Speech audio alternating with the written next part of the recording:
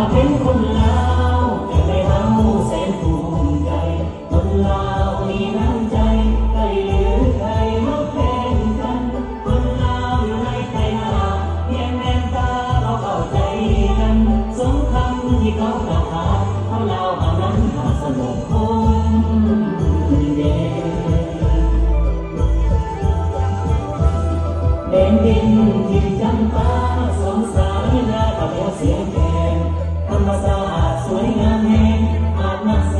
ใส่ลมพัดเย็นใครมาแล้วก็อยากจะตกหลุมรักเมื่อได้มาเห็นยังมีหลายคนที่เป็นมรดกโลกที่เขาสร้าง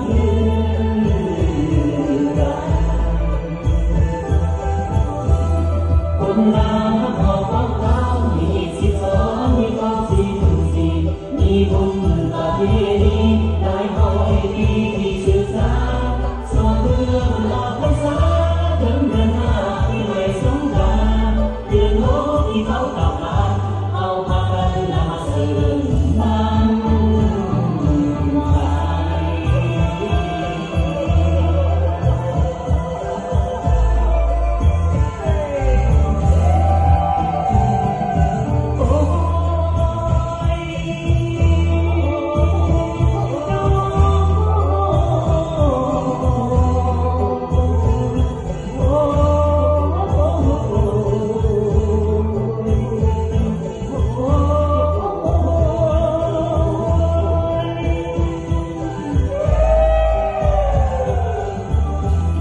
มวลเล่ห์เสียงขับลำอาสาดันเสียงแคนเป่าไฟ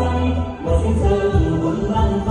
อยู่แดนใดจะเหมือนเมืองลาวแม่น้ำที่มีหลายสายเหมือนบ้านลาวไม่หลายชนเผ่าเรือไหลเข้ากันเข้าเป็นแม่น้ำของสายเดียวคนลาวจะอยู่แห่งใดมาแข่งกันไม่เหมือนลูกแม่เดียวอย่าลืมเดินเสียงแคนแดนข้าวเหนียวมากันท่องเที่ยวเดินที่โดม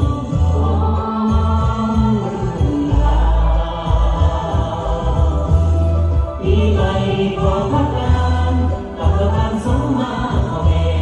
และทุกคนที่ดูแลเลี้ยงดูจนใหญ่กาหนา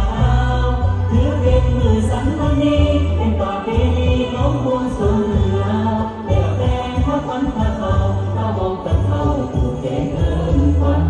มาเด้อขวัญเอ้ยมาเด้อขวัญเอ้ยมาเด้อขวัญ